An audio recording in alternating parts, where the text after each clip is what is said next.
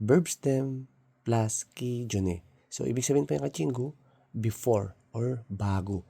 Bago mo gagawin yung isa pang gagawin mo. So, yan po yung pag-aralan po natin ngayon mga kachinggu. So, napakadali lang po i-conjugate. Okay? So, verb stem. Pag sinabing verb stem, laging kinukuha muna natin yung verb stem bago natin ikabit si kijune. Okay? So, ito po yung rules po natin kachinggu. Ang rules po natin is, dalawa lang po siya. Alisin ng sida. Bakit inaalis natin sida? Para makuha natin si verb stem. Okay? Tapos, i-add lang natin si kijune. So, wala po siyang rules na kung may batchim man yan o walang batchim.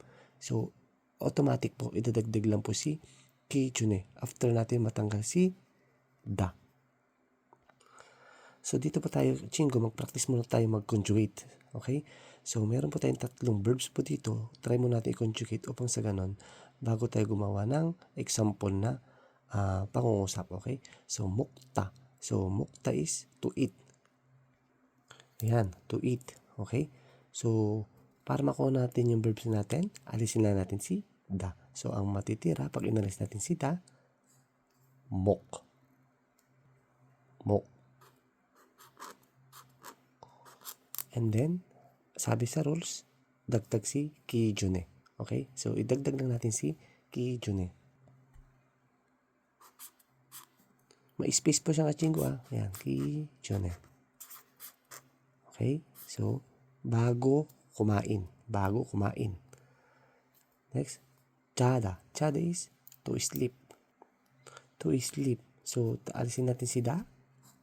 Ang natira si ja. Plus, idagdag natin si kijune. Okay? Kijune.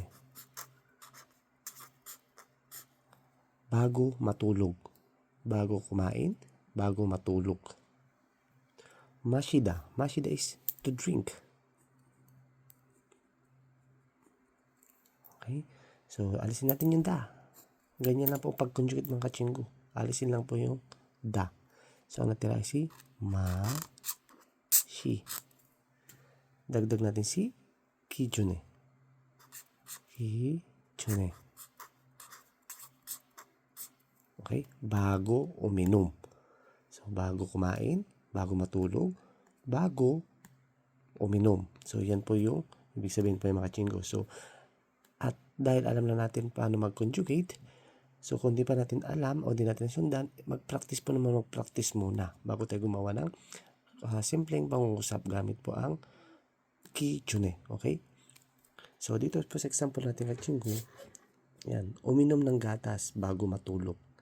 Okay? So, nandito yung bago. Bago. Kasi nga, kijune. Okay? So, paano natin ikakabit si kijune dito sa pangungusap na to? So, ganito na kachinggu.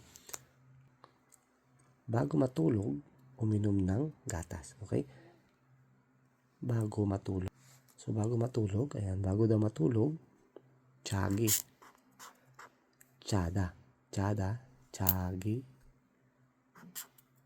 Jone. Bago matulog, uminom ng gatas. So, ano po yung gatas? Uyo. Uyo. Ril. Then, uminom. Mashoyo. Mashida. Ma. Shoyo. Okay? So, paano naging mashoyo si Mashida? So, sa hindi pa po nakakaalam kung paano i-conjugate po as a U form, so pwede nyo pong balikan po sa ating video mga kachinggo. Marami na po akong upload po sa conjugation. Okay? So, pwede nyo balikan para di po tayo malilito kung gagawa po tayo ng simpleng sentence. So, yan. Bago matulog, uminom ng gatas. So, ito po siya kachinggo. Itong kijune is bago. Yung cha is matulog. And then, yung uyo, gatas. Mashuyo, uminom. Okay? Bago matulog, uminom ng gatas. Yan po yung ibig sabihin po yung kachinggo. 자기 전에 우유를 마셔요. O ikaw naman kachinggo, gawin mo ito. Maghugas ng kamay bago kumain. So, translate mo sa Korean kachinggo. Maghugas ng kamay bago kumain. So, abangan natin yan sa comment section po kachinggo. Sana natutunan mo rin ang lesson natin ngayon. And pakishare po upang sa kanila marami pong makapanood. At maraming salamat po. Good job.